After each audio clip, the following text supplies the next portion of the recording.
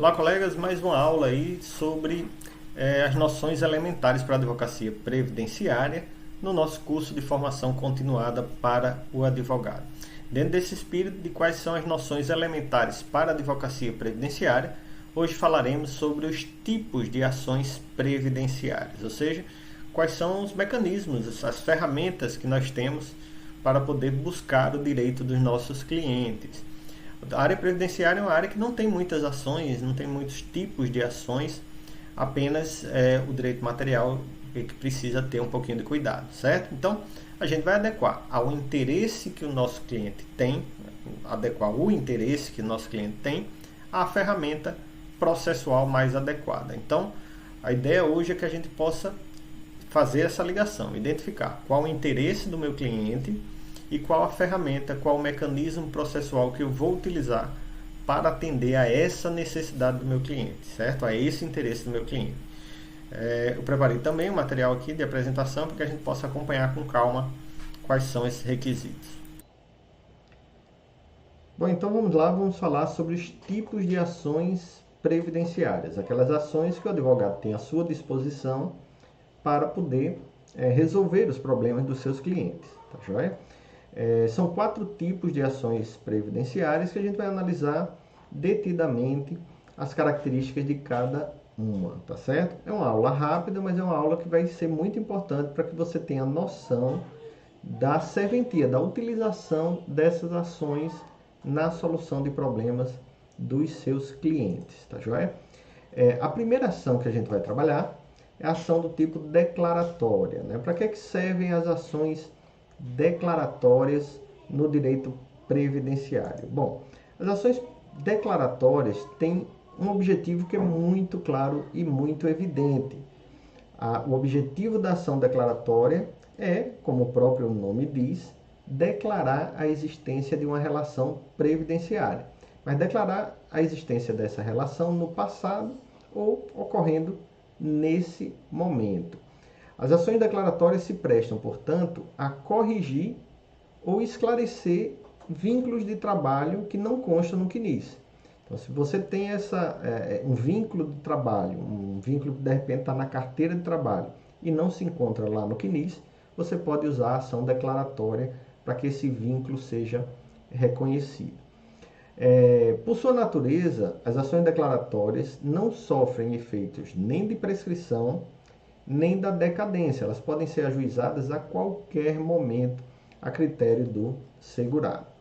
O principal efeito da sentença declaratória de uma relação previdenciária é permitir a consolidação de uma situação de fato que poderia, no futuro, acarretar alguma dúvida perante a Previdência Social e até mesmo, por conta dessa dúvida, impedir a concessão de um benefício previdenciário.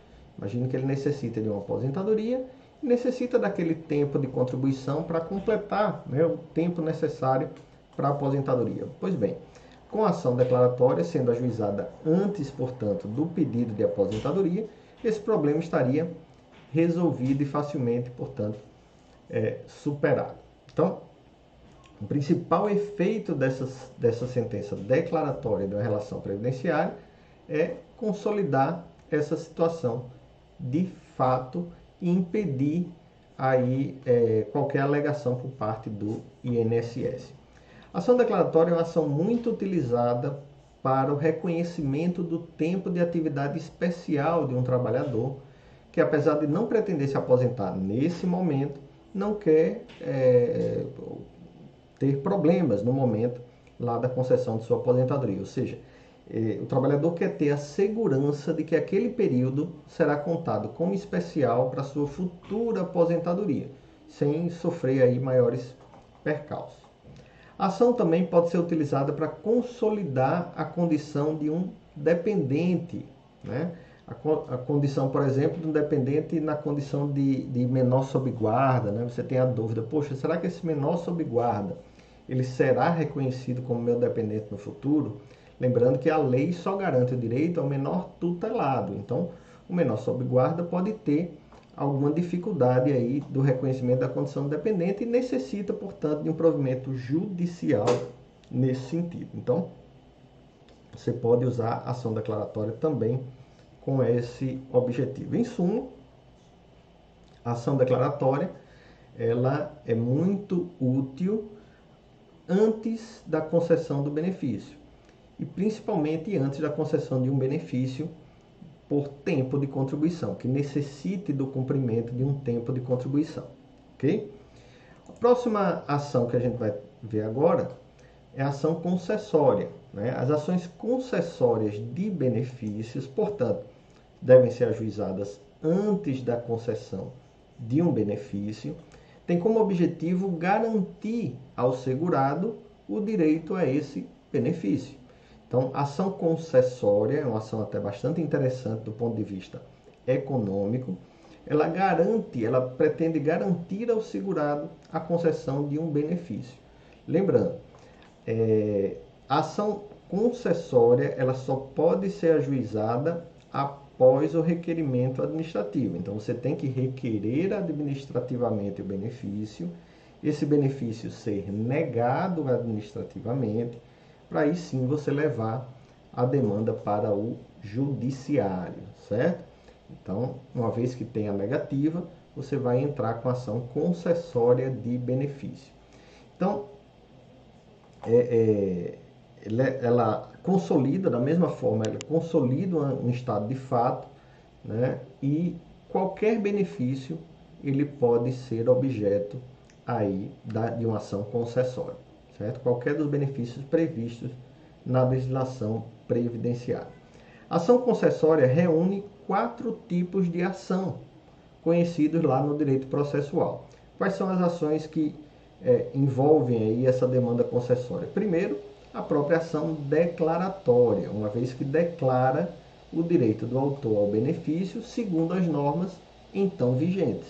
Então é muito importante você verificar se na data de cumprimento dos requisitos, né, o trabalhador, o segurado, tinha direito àquele benefício. É sempre na data de vigência dessa norma que você vai verificar se ele cumpre aqueles requisitos, tá joia? Segundo tipo de ação que contempla aí a ação concessória é a ação constitutiva, ação do tipo constitutiva, pois ela cria, a partir dela, né, uma relação jurídica que não existia antes do cumprimento dos requisitos previdenciários. Então, a partir da concessão, a partir da sentença da ação concessória, estabelece-se uma nova relação que não existia antes. Uma relação entre o INSS, entre o órgão previdenciário e o segurado. Portanto, tem, além da ação, além de conter, né, uma ação declaratória, contém também uma ação do tipo constitutiva. Também contém a ação concessória uma ação condenatória. Então, ela tem uma característica condenatória, uma vez que da sua decisão cabe o pagamento de valores de parcelas anteriores à implantação do benefício. Então, todo aquele tempo que você perdeu aí aguardando a discussão do caso, desde lá o requerimento administrativo, você vai receber esse dinheiro, você vai receber essas parcelas atrasadas na forma de uma condenação do INSS. Então, tem característica condenatória também a ação concessória. E, por fim, essa ação concessória, essa ação de concessão de benefício, tem também uma característica cominatória ou de cumprimento de obrigação de fazer. Né? Cominatória ou cumprimento de obrigação de fazer, por quê? Pois porque a sentença impõe à autarquia previdenciária, impõe ao órgão previdenciário a implantação do benefício. Isso é muito interessante, porque, dada essa característica de ação cominatória, o benefício ele pode ser concedido na sentença a partir da definição que a gente vê aí no Código de Processo Civil, no artigo 497 do Código de Processo Civil, da tutela específica. Então, dado o caráter cominatório da sentença da ação concessória, é possível ao juiz conceder nesse momento a chamada tutela específica, prevista lá no artigo 497 do CPC, a fim de que o benefício seja imediatamente pago sob pena de multa diária pelo descumprimento da decisão. O terceiro tipo aí de ação que a gente vai trabalhar são as ações revisionais de benefício, certo? O que são as ações revisionais de benefício? As ações revisionais, via de regra, são também compostas por um caráter declaratório, constitutivo, condenatório e cominatório. E tem o claro objetivo de alterar um benefício já concedido. Então, enquanto a ação concessória o benefício ainda não foi concedido, na ação revisional o benefício já foi concedido. E o que é que vai ser alterado nesse benefício? Pode ser alterado o seu valor, se você não concorda com o cálculo que foi feito do benefício. Pode ser alterada a data de início do benefício. Quando você altera a data de início do benefício, você pode jogar esse benefício para uma regra da legislação mais vantajosa, como é o caso agora da reforma da Previdência 2019, né? Você pode entender que ele cumpriu os requisitos antes da reforma e pedir que seja alterado um benefício concedido segundo as regras da reforma, porque as regras anteriores eram melhores, eram mais vantajosas e o seu cliente já havia cumprido todos os requisitos para a concessão desse benefício. Então você pode alterar valor, data de início ou mesmo a espécie do benefício. Imagine que o INSS concedeu uma aposentadoria por tempo de contribuição, mas você queria uma aposentadoria especial. Bom, se você quer uma aposentadoria especial, você vai alterar o tipo de benefício, a espécie de benefício. Em todos esses casos, a alteração promovida pela ação revisional tende a gerar diferenças em favor do beneficiário, que geram, por sua vez, condenações favoráveis ao autor da demanda. Porém, essa regra comporta exceções. Isso ocorre porque o autor ele pode optar por um benefício de menor valor, desde que tenha esse benefício uma maior estabilidade. Então imagine o seguinte caso. Você tem um cliente que recebe um auxílio doença, né? O auxílio doença tem por característica ser um benefício provisório, um benefício precário, que a todo momento pode ser solicitada uma perícia, né, desse seu cliente. E ele já se encontra esgotado, ele entende que sua moléstia, seu problema de saúde decorrendo de um acidente já consolidou. Então ele quer trocar, ele quer entrar com ação revisional, trocar o tipo de benefício, para que no lugar de uma ação, no lugar de um benefício de auxílio doença, ele receba um auxílio acidente, que via de regra é menor do que o auxílio doença. Né? Então, percebam, eu vou entrar com ação revisional que garante uma estabilidade no benefício, porque o auxílio acidente não se submete a perícias constantes. O auxílio acidente, como tem característica indenizatória, ele não se submete nem a pente fino, né? Ele não está sujeito a sempre o INSS estar verificando a condição de incapacidade do trabalhador. Então, apesar de ser um benefício no valor menor, ele é um benefício mais estável, né? É um benefício que dá uma segurança maior ao trabalhador. Também pode acontecer do cliente optar por um benefício comum, ao invés de um benefício específico, um benefício especial que obriga o trabalhador a se afastar de suas atividades profissionais. O que ocorre, por exemplo, com a aposentadoria por invalidez ou com a aposentadoria especial. Tanto um quanto o outro, na aposentadoria por invalidez mais ainda, né, você tem que se afastar de todas as atividades profissionais, mas na aposentadoria especial você tem que se afastar daquela atividade especial que ensejou a concessão da aposentadoria. O cliente pode dizer, não, eu quero outro tipo de benefício. Eu quero um benefício comum. Eu quero uma aposentadoria por tempo de contribuição no lugar da aposentadoria por invalidez. Qual a grande vantagem para esse trabalhador, uma vez que essa aposentadoria por tempo de contribuição certamente será menor do que a aposentadoria por invalidez? Bom, é que eu posso voltar a trabalhar, posso voltar a ter um rendimento. Então, não são em todas as situações que as ações revisionais gerarão direito aí a uma diferença, a um valor, a uma condenação do INSS ao pagamento de atrasados, tá joia? Porque há essa essa diminuição do valor do benefício. É importante dizer que o valor que foi recebido a mais, digamos assim, ele não será devolvido, porque tem a boa-fé envolvida e é uma parcela de natureza alimentar. O que você deve sempre atentar é para os seus honorários. Uma vez que não tem condenação, você deve fixar os honorários segundo aquilo que você conseguiu obter de auxílio acidente durante esse período, certo? Então, muito cuidado para essas situações específicas com relação à fixação dos seus honorários, certo?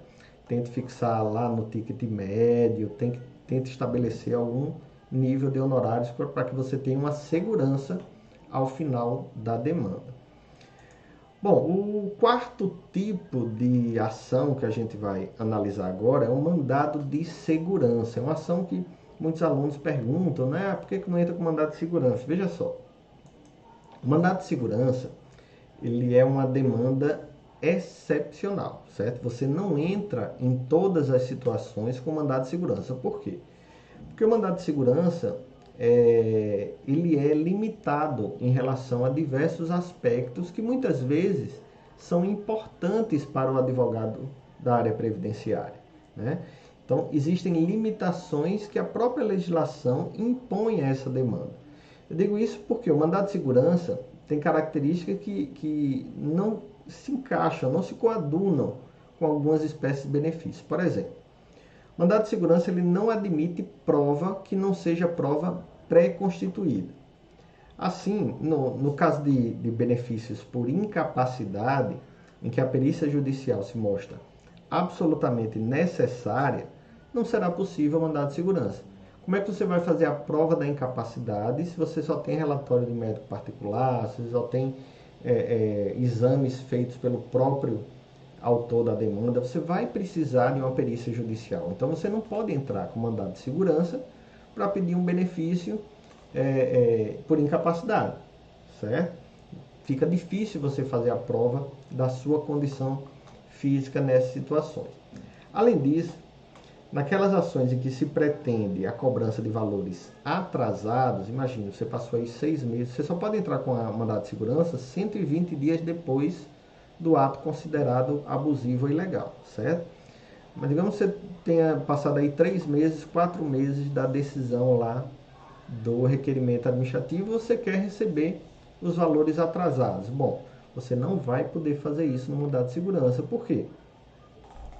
Porque no mandado de segurança, na legislação do mandado de segurança, não existe a fase de execução, não existe o cumprimento de sentença dessa parte condenatória. Então, o mandado de segurança, via de regra, não gera valores atrasados a receber. O que é que pretende o mandado de segurança? Corrigir aquele ato considerado ilegal, né? E aí determinar que seja cumprida a obrigação de fazer, né? Então, para o mandado de segurança, você tem que caracterizar o direito líquido e certo, que é complicado em alguns casos, né? Que você precisa, por exemplo, provar a condição física através de uma perícia, provar um ambiente de trabalho, né? Quando o PPP não está lá muito bom.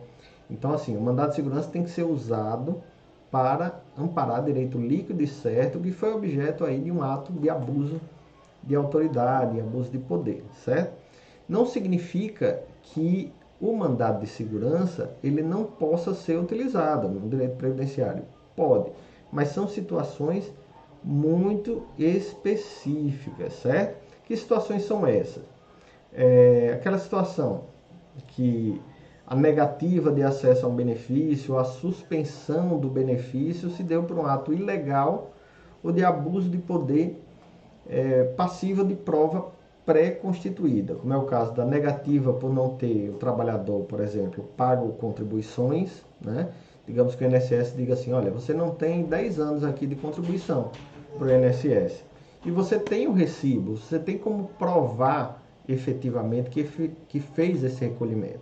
Bom, essa negativa amparada numa decisão que ignorou recibos autênticos, recibos verdadeiros de recolhimento de contribuição previdenciária, pode ser objeto de mandado de segurança. Outra coisa, um benefício que foi cassado sem a observância lá da ampla defesa do contraditório, do devido processo legal, né? Aquele benefício que foi suspenso indevidamente. Tudo isso são atos de abuso de autoridade que ensejam a violação ao direito líquido e certo e, portanto, demandam sim um mandado de segurança.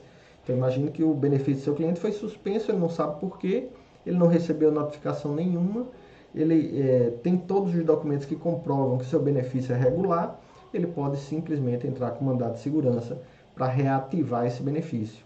Né? Olhe como é o cumprimento de uma obrigação de fazer a reativação do benefício, certo? Então, essas são as 4 principais ações. Numa próxima aula, a gente vai tratar especificamente sobre as ações de dano moral, certo? Porque o dano moral previdenciário tem uma série de elementos que são específicos na área previdenciária. Enquanto o dano moral na área civil é bastante consolidado, é bastante claro, é bastante evidente, o dano moral na esfera previdenciária ele é visto um pouco de lado, certo? Existe um certo receio de condenar a autarquia previdenciária em danos morais para todas as situações. Então, não é a mera negativa do direito ao benefício, do acesso ao benefício, que vai gerar o dano moral. Para gerar o dano moral, tem que haver algo mais grave, algo mais claro, mais evidente. A gente vai tratar especificamente do dano moral em outra aula, tá joia? Mas é isso, pessoal. Esse foi o vídeo de hoje, do nosso curso de formação continuada aí dos advogados. Espero que vocês tenham gostado. Aproveitem aí para estudar. Eu vou deixar um material anexo a esse vídeo também para vocês começarem a estudar, tá joia? Um abraço a todos e até a próxima.